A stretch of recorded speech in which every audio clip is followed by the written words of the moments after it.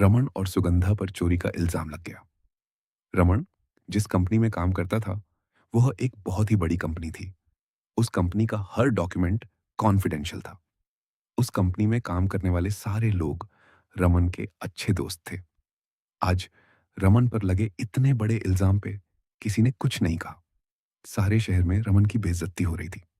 रमन अपनी बेगुनाही का सबूत नहीं दे पा रहा था।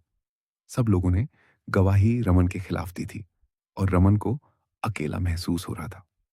सारे शहर में इस कंपनी की खूब इज्जत थी, क्योंकि शहर के सबसे लोकप्रिय नेता ने इस कंपनी को शुरू किया था और लोग इस कंपनी पर बहुत भरोसा करते थे।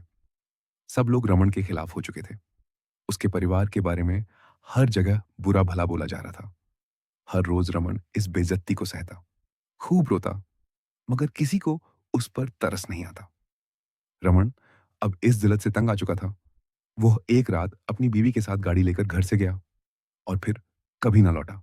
सारे शहर को पता लग चुका था कि रमन और सुगंधा ने दुनिया की बातों से दुखी होकर जानबूझकर अपनी जान दी थी।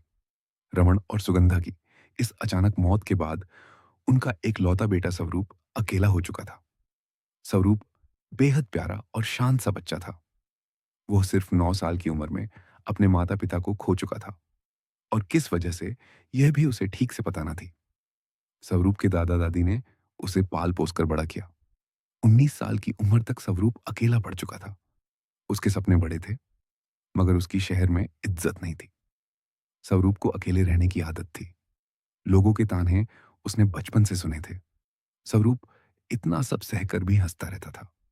उसके अंदर अपने माता पिता से अलग जीने की चाह थी, दुनिया को देखने और समझने की चाह थी। स्वरूप अपने पिता के किए काम से शर्मिंदा नहीं था, मगर वो तो अपने पिता को सही साबित करना चाहता था। स्वरूप की मुश्किल से नौकरी किसी दूसरे शहर में लगी। रोज 4 से 5 घंटे का सफर करके जाना आना स्वरूप को मुश्किल लगता था, मगर फिर भी उसने अपना शहर नहीं छोड़ा। मानो उसे उम्मीद थी कि एक दिन मैं अपने माता पिता की इज्जत वापस लाऊंगा। स्वरूप का एक दोस्त जो उसका पड़ोसी था, अपनी माँ के साथ रहता था। उसका नाम माहिर था और वह स्वरूप को अच्छे से जानता था। माहिर को पता था कि स्वरूप दिल का बहुत ही अच्छा और भोला सा इंसान था। सारे शहर में बस माहिर और उसकी माँ ही स्वरूप से प्यार से बात करते थे, क्योंकि बाकी लोगों की नजर में स्वरूप के अंदर रमन का गंदा खून था। स्वरूप माहिर को ज्यादातर इग्नोर करने की ही कोशिश करता था, ताकि माहिर की शहर में इज्जत बनी रहे। माहिर भी स्वरूप की इस बात को समझता था। टाइम बीतता गया और एक दिन घर से लौटते वक्त शाम के खूबसूरत नजारे में स्वरूप की मुलाकात अपनी पहली मोहब्बत संजना से हुई।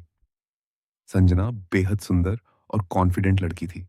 उसकी बातें, उसकी आदाएं सब स्वरूप को मोह लेती थी। संजना मेहता कोई छोटा रुतबा नहीं था। संजना का जहान स्वरूप से बिल्कुल अलग और बहुत बेहतर था। संजना के पिता विक्रम मेहता बेहद स्ट्रिक्ट किस्म के इंसान थे। संजना की बड़ी बहन संगीता की शादी एक बड़े इंडस्ट्रियलिस्ट से हुई थी और विक्रम खुद भी शहर की उस सबसे बड़ी कंपनी के बोर्ड ऑफ डायरेक्टर्स में से एक था। विक्रम मेहता की छोटी बेटी होने के नाते संजना को बचपन से दुनिया की हर खुशी मिली थी। वो बेहद सीरियस, कॉन्फिडेंट और टैलेंटेड लड़की थी। संजना भी उसी कंपनी में काम करती थी और उसकी शहर में खूब इज्जत थी। संजना को स्वरूप का भोलापन, उसकी हंसी बहुत पसंद थी। स्वरूप की सच्चाई जानते हुए भी संजना का दिल बार बार स्वरूप की तरफ जाता रहा। छिप छिप कर स्वरूप से मिलती रही और उसे दिल से चाहने लगी। स्वरूप एक हद तक प्रैक्टिकल रहा, क्योंकि वो जानता था कि शहर के लोग संजना को भी उसकी वजह से बेइज्जत करेंगे। मगर उस हद को धीरे धीरे अब स्वरूप भी भुलाने सा लगा था। स्वरूप भी अब संजना के करीब आकर उसे समझ रहा था और इस समझ में ना जाने कब स्वरूप को प्यार हुआ, उसे पता भी नहीं चला। स्वरूप और संजना अक्सर स्वरूप के घर समय बिताते और खूब सारी बातें करते। एक दिन स्वरूप के घर पे मजाक करती करती संजना किचन से एक पतीला अपने सिर पे रखकर और चमचा पकड़कर बोली, हमारे रुतबे से डरा करो सिपाही, वरना अंजाम बुरा होगा। स्वरूप हंसने लगा और पास सोफे पे बैठकर बोला, माफ कीजिए महारानी, हम सिपाही कहाँ, हम तो भिखारी हैं। संजना ने मुंह बना लिया और प्यार से स्वरूप की गोद में लेटकर बोली, अच्छा जी, इतनी गुस्ताखी, भिखारी होकर महारानी का दिल चुरा लिया। स्वरूप प्यार से संजना को बाहों में पकड़कर बोला, चुराया नहीं, किस्मत से आपको पाया है हमने। संजना मुस्कुराई और स्वरूप का हाथ पकड़कर बोली, पाया है तो छोड़ना मत चाहे, कोई कुछ भी कहे। स्वरूप भी हंसा और उसने प्यार से संजना का हाथ चूमा। एक साल में संजना और स्वरूप को एक दूसरे से बहुत प्यार हो चुका था। दोनों एक दूसरे की जान बन चुके थे। एक दिन संजना के जन्मदिन पर उसने स्वरूप को उसी कंपनी वाली बिल्डिंग में बुलाया। स्वरूप ने संजना को खूब समझाया, मगर संजना ने स्वरूप को समझाया कि वह पार्टी बहुत जरूरी थी। और फिर स्वरूप ने थोड़ी कोई फाइल चोरी की थी। स्वरूप संजना की बात मान गया। शाम के वक्त बहुत तेज बारिश हो रही थी। स्वरूप ने स्पेशली संजना के लिए एक महंगा सा गिफ्ट खरीदा था।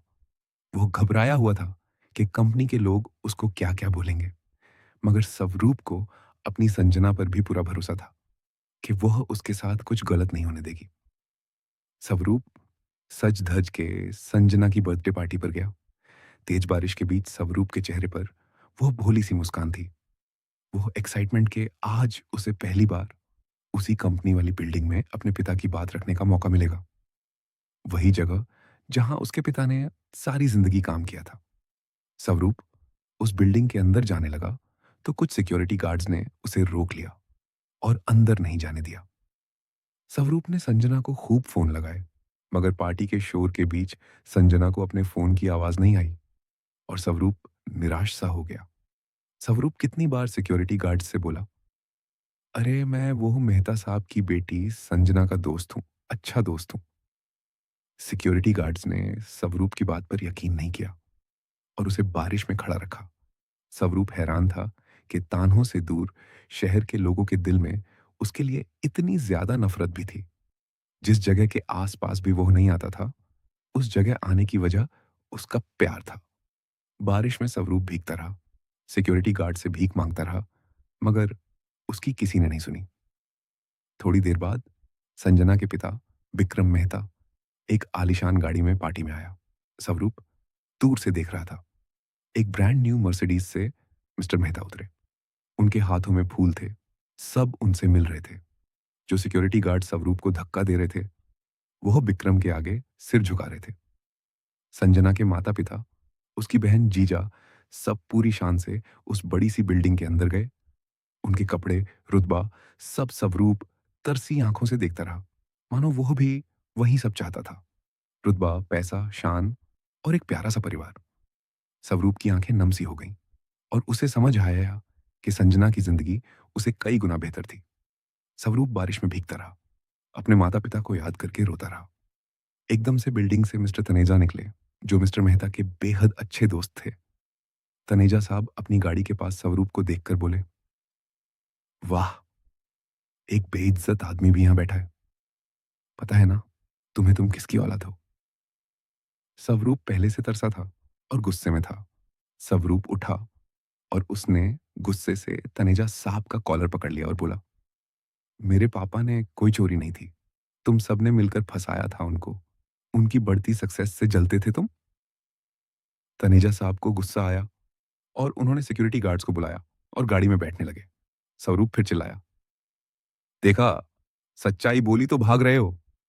शर्म करो थोड़ी तो। किसी को अनाथ करके क्या मिला तुम्हें? क्या बिगाड़ दिया था मेरे पिता ने तुम्हारा, जो उनकी इतनी बेइज्जती करवाई समाज में?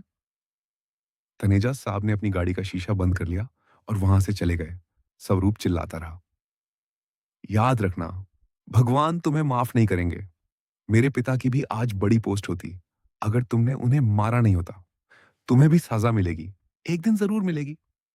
स्वरूप इतना कहते कहते रोने लगा और उसने संजना के फोन को गुस्से में इग्नोर करके अपना फोन दूर फेंक दिया। सिक्योरिटी गार्ड्स ने स्वरूप को दूर धक्का दिया और स्वरूप का सिर पास पड़े पत्थर में बजा। स्वरूप के सिर से खून तेजी से बहने लगा और उसे चक्कर आने लगे। स्वरूप ने अपना टूटा फोन देखा और खुद ही गिरते संभलते हॉस्पिटल पहुंचने की कोशिश की। स्वरूप गिरता संभलता गाड़ी की भीड़ में लिफ्ट मांगने लगा। स्वरूप को मुश्किल से कुछ नजर आ रहा था। कोई गाड़ी नहीं रुक रही थी। स्वरूप की टक्कर एक ट्रक से हो गई और उसकी चोटें और बढ़ गईं। माहिर ने अपने दोस्त को सड़क पर घायल पाया। वह डर गया और उसने स्वरूप को संभाला। स्वरूप का शरीर खून से लथपथ था। उसकी नाक और मुंह से खून बह रहा था। माहिर जल्दी से स्वरूप को हॉस्पिटल लेकर गया और उसे एडमिट करवाने की कोशिश की, मगर वहां के एक सीनियर डॉक्टर ने बहाना बना दिया कि कोई भी हॉस्पिटल रूम इलाज के लिए खाली नहीं था। वह सीनियर डॉक्टर को पता था कि स्वरूप शहर के उसी गद्दार आदमी का बेटा था। माहिर लगातार अपने दोस्त को हौसला देता रहा। सब ठीक होगा सबू, तू ठीक हो जाएगा, मैं हूं तेरे पास। स्वरूप को भी पूरी उम्मीद थी कि वह बच सकता था। उसके अंदर जीने की चाह थी, मगर स्वरूप की हालत बिगड़ती ही जा रही थी। स्वरूप बेहोश हो रहा था। उसकी सांसें टूट रही थीं, मगर उम्मीद उसे अब भी थी। माहिर उस डॉक्टर पे चिल्लाया, मानो उसे उस डॉक्टर की फितरत समझ आ चुकी थी। वह डॉक्टर नहीं माना, तो माहिर ने अपने फोन से संजना को फोन किया। संजना माहिर की बात सुनकर डर गई और जल्दी से पार्टी से निकलने लगी कि तभी उसे विक्रम ने अपने दोस्त मिस्टर बाजवा के बेटे सरताज से मिलवाया। संजना ने अपने पिता की बात को इग्नोर करने की कोशिश की, तो विक्रम ने संजना का हाथ जोर से पकड़ा और उसके कान में धीरे से बोला, जानता हूं मैं तुम किस रास्ते पे हो। उसकी कोई हैसियत नहीं है हमारे सामने, चुपचाप खड़ी रहो। संजना को अपने पिता पर और भी गुस्सा आया और उसने अपने पिता से हाथ छुड़वाया और भागकर अपनी गाड़ी की ओर गई। सिक्योरिटी गार्ड्स ने विक्रम के कहने पर संजना को पकड़ लिया और उसकी गाड़ी को पार्किंग से बाहर नहीं जाने दिया। संजना चिल्लाने लगी तो विक्रम ने उसे एक कैबिन में बंद करवा दिया और उसका फोन छीन लिया। संजना बहुत रोई और उसने दरवाजा जोर जोर से मारना शुरू कर दिया, पर पार्टी के लोग इस शोर से अनजान थे।